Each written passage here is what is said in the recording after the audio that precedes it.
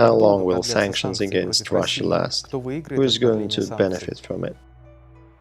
Let's take a look at this at a different angle. What are economic sanctions? This is when one side is trying to pressure the other side by changing some rules in economics. They've been telling us that there are no limits in liberal economics, and the government should not be involved.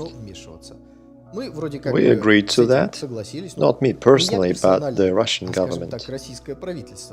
We joined the World Trade Organization. Then we were shown that the rules that the West creates for themselves practically can be cancelled at any point. The US government intervened in economics.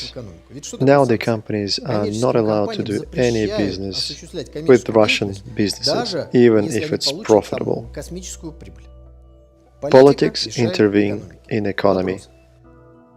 Question: is Russia ready to change their politics, changing the view of Crimea joining Russia, so that somebody can pat us on the back and give up the economical pressure on our country?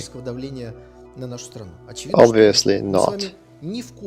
By no means we would dismiss millions of voices of our citizens.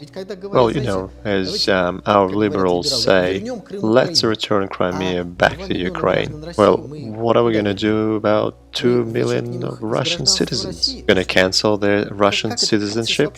Is it even possible to achieve that? We can't even think about this. What it means is that Russia will not change their politics, will not let Crimea go, and won't try to be nice with our Western partners. We shouldn't really care about all these sanctions. Given the US being so stubborn, sanctions will stay forever. Because our country is not planning to collapse and break down to small pieces. Would you always want to have conflict with Russia? Sure thing we can, but this is your initiative, not ours.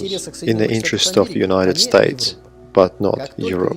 As soon as pro-European leaders come to power in Europe, they will try to find a way to leave that sanction system. And finally, let's look at things realistically. That will give us a bit more optimism. In 1989, in China, there was an attempt to overthrow the government, known as Tiananmen Square protests. The events there are very similar to what happened in Ukraine. Same weapons, same crowds, same abstract requirements about freedom. The Chinese government demonstrated courage, will, and suppressed the revolt. The Western world immediately sanctioned China. That was 1989. Question: are these sanctions still active? Nope. Did China say sorry about that? Nope. Was China pushed around by the West? Nope. China just followed their direction, and the West let the sanctions go. As you can see, nothing is permanent in this world, and if we defend our interests, sooner or later the West will drop the sanctions. But once again, we shouldn't really care about this. If they want to have a conflict with us, we will have a conflict. If they want to sanction us, they will. But I'm absolutely sure that with strong politics that follows Russian interests, the West will stop using these methods very soon.